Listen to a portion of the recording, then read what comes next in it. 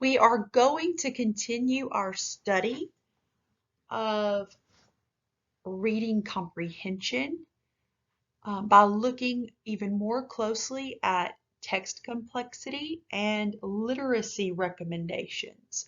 So essentially what we're going to be doing is examining the factors that make a text complex. And we're also going to be looking at how we can adjust instruction so that our students are prepared to learn from those complex texts. Let's jump in. Our objectives for this lesson include the following. Students will analyze the three-part model for measuring text complexity. So we're digging a little bit deeper. Last class period, we talked a little bit about the rigor of text and we looked at lexile levels. And we also talked about how important it is that we're matching those to our standards. And of course, it's always important, as we talked about last lesson, that we understand the profile of our students. And so that's what our discussion board activity is really getting you to focus on, those aspects of it. But we don't want to forget this other aspect of it. It's a three-part model for measuring text complexity. We also will review 5 academic literacy recommendations to include in planning for student literacy engagement. And we will review the McNeese lesson plan and supporting documents to begin planning for your midterm lesson plan submission. So let's jump in. So this model is called the three-part model for measuring text complexity, and it's going to help us better understand exactly what text complexity is. So hopefully it will refine your understanding from last module. What do we mean by text complexity? There is no exact science for determining the complexity of a text, nor is there a single source of information that can accurately summarize the complexity of the text. Teachers need to use their professional judgment as they take a range of factors into consideration. And as we mentioned last module, it's as important that you understand your students, that you know their interests, that you understand their reading abilities, that you understand their academic pursuits, as much as it is important that you understand the complexity of the text, because your learners have to have an appropriate match, or it's kind of like Goldilocks. The chair is going to be too big, the chair is going to be too small. We're looking for a text that's the perfect fit.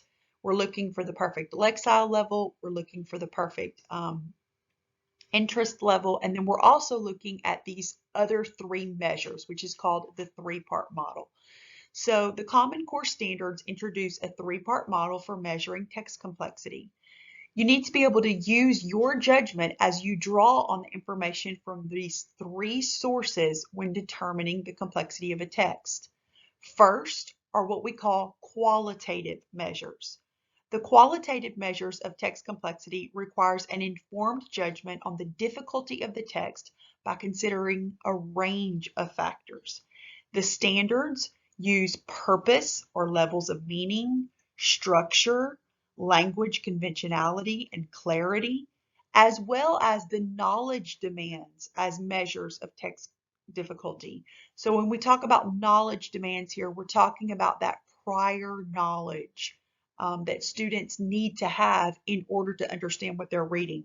We talked about that in previous modules when we were discussing how to build students' vocabulary, how to build their academic vocabulary before jumping into a complex text. The second measure of the 3-part model is the quantitative measures.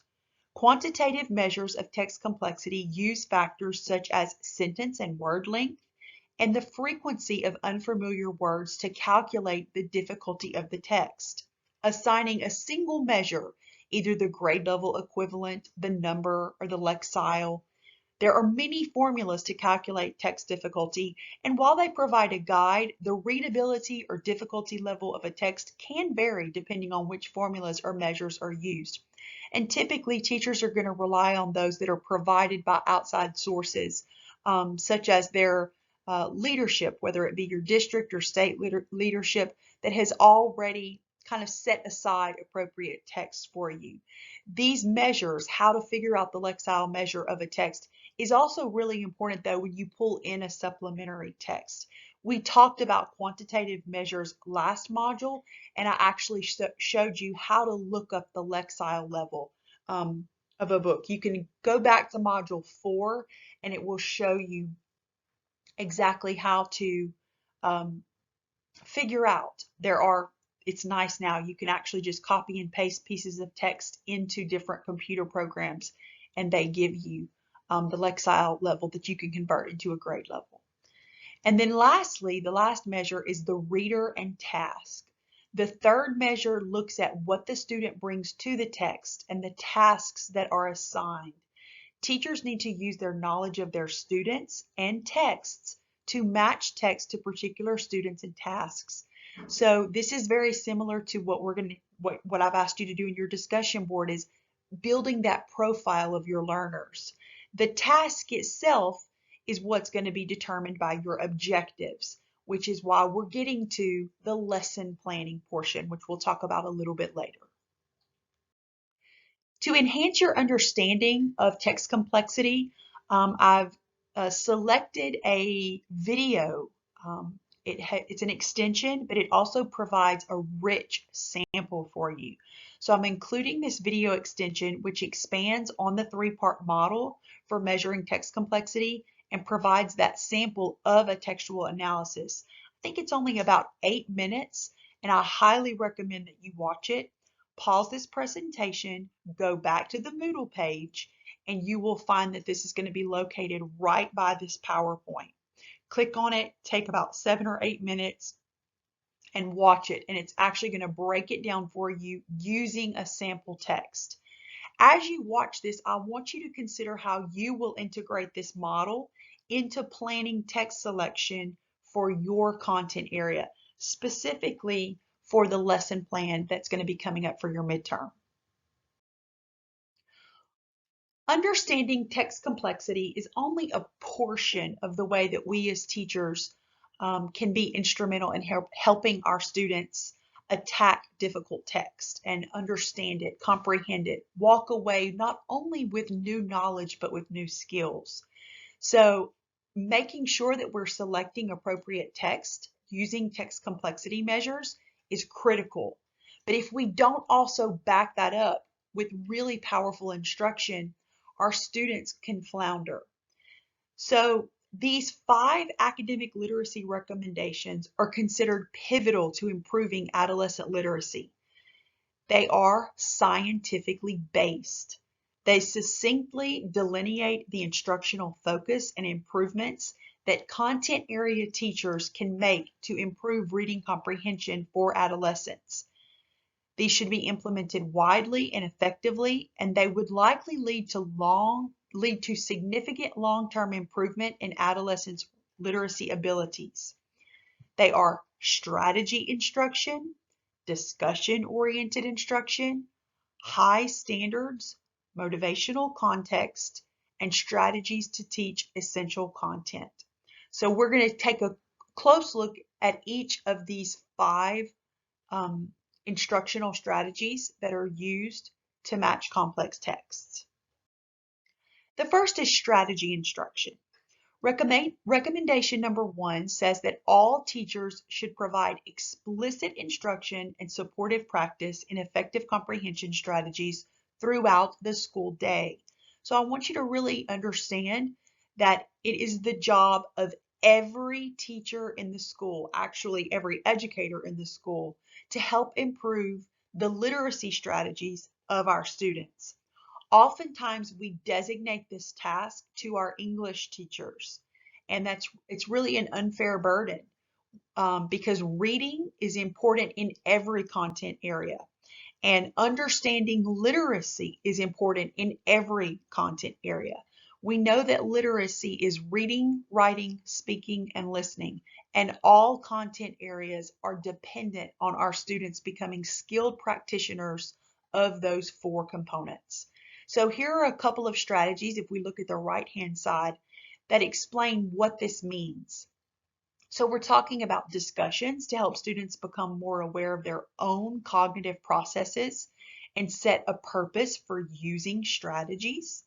So this is where we're talking about some of those metacognitive strategies that we use to help our students reflect on their own learning. Teacher modeling of explanations for why, how, and when to use a specific strategy. Don't assume that your students are going to know which graphic organizer to use with which type of text. Make sure that you're explicitly explaining to them. If the task calls for compare and contrast, we know that Venn diagrams can be very helpful for students to break down that content, but don't just assume that they're going to make that connection. Many meaningful opportunities for students to use strategies with feedback from the teacher and a gradual transfer of responsibility for implementing literacy strategies from teacher to student.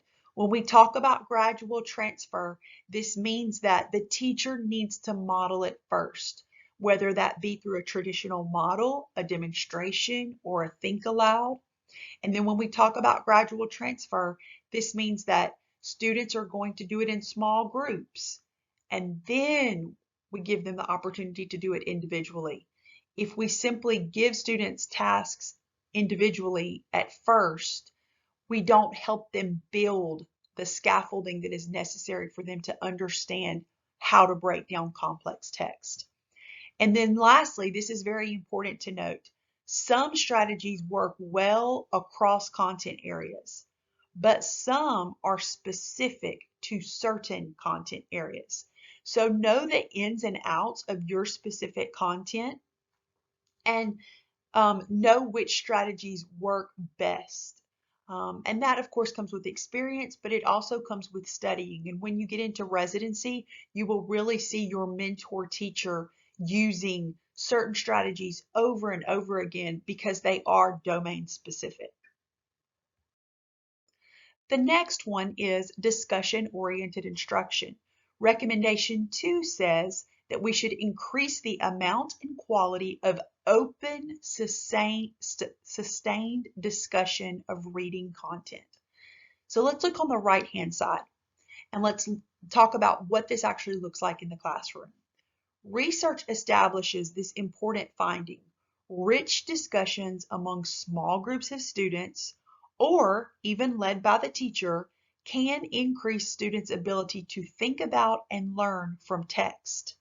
So increased high quality discussion has also been cited as a way to increase student engagement in reading. When students engage in extended discussions of what they read, they improve their understanding and learning, and over time, improve their reading comprehension. So we recommend that you implement formal and informal discussion strategies, which allow students to discuss their reading. These can be done through a variety of ways. Yes, you've probably seen the models where an entire class period is spent in what's called a discussion model, Socratic circles, or you might know it better as a fishbowl model. And that is one way. It's a very high-level discussion technique. However, you can do it in small doses throughout your lesson through things called think, pair, shares, or partner projects where students are discussing a close reading activity. There are many different strategies to use, and as we proceed through our course, many of your peers are actually going to introduce you to some of these specific discussion-oriented instruction strategies. It's also important for us to set high standards. Recommendation 3 says to set and maintain high standards for text, conversation, questions, and vocabulary. So let's take a moment and break down the strategies at right, and then we'll add to those a bit. Classroom teachers need to use instructional methods that support student growth toward meeting the literacy standards of the state and nation. Without teacher acceptance, the state literacy standards will have minimal impact.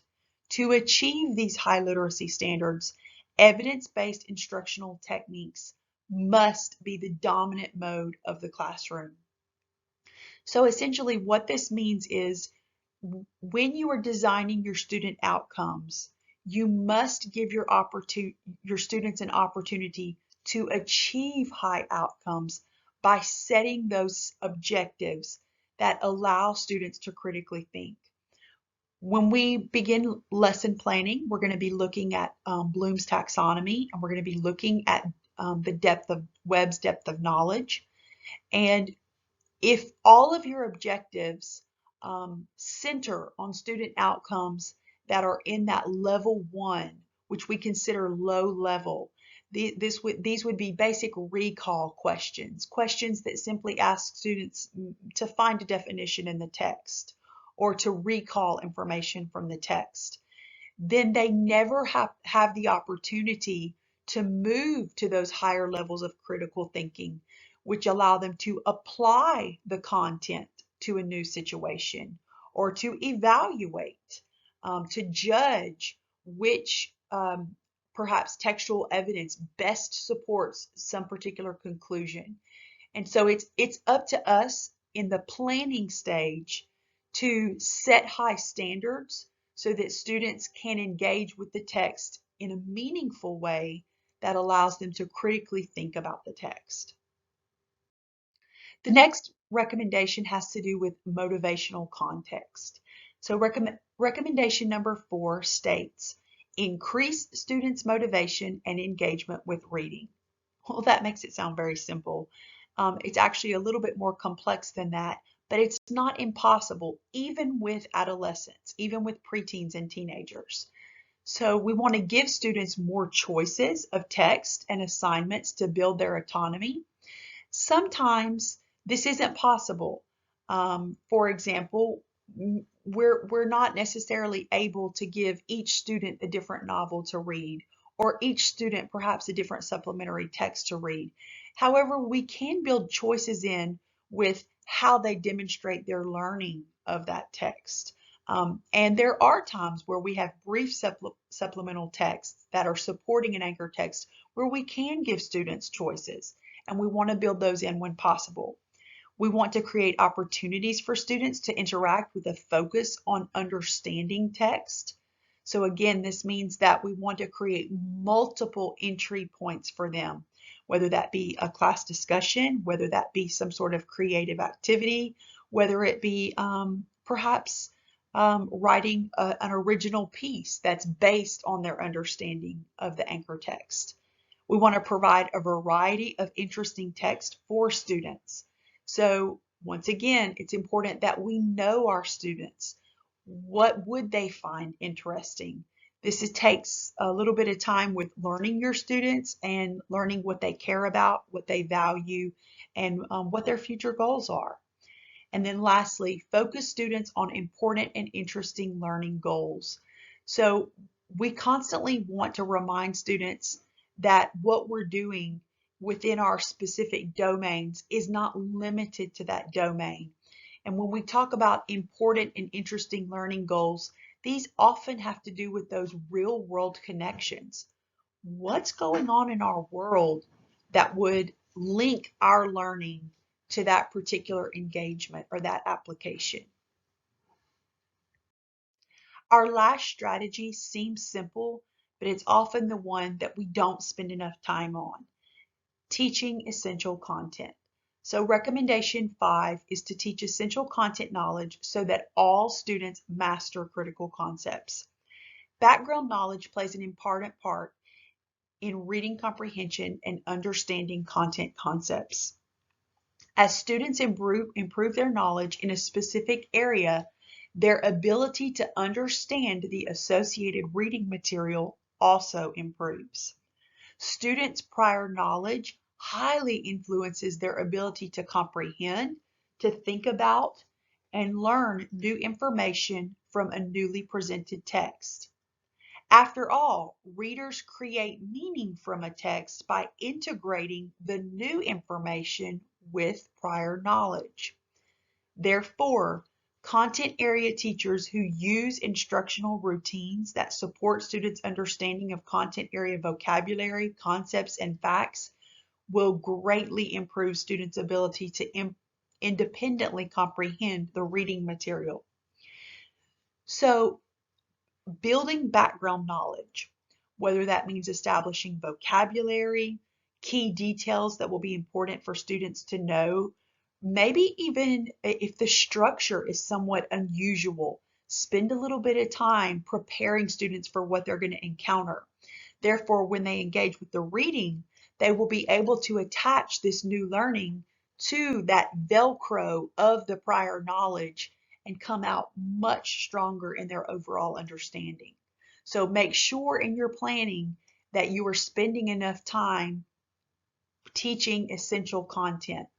I sometimes see students not do enough of this in one class period.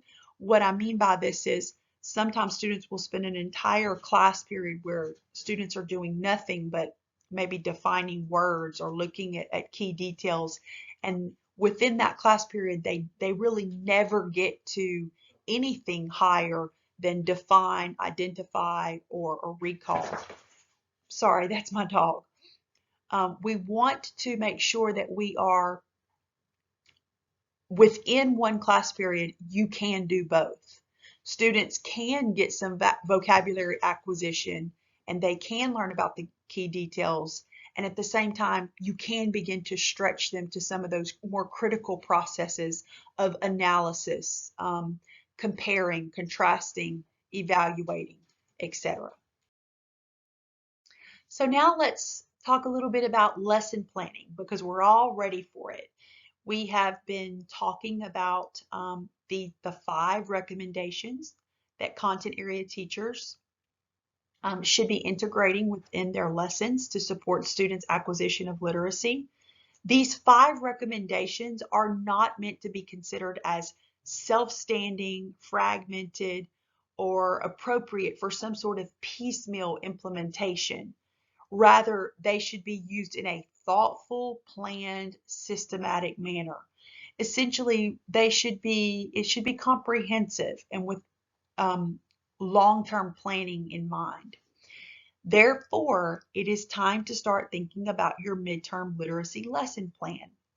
Your lesson plan must be literacy focused, so begin considering which piece of text you will implement and use the 3 model to measure text complexity to analyze your choice of text. To help you with this process, I'm including the MSU lesson plan and supplementary materials for you to preview. You don't need to do anything with it at this point, but simply look over it.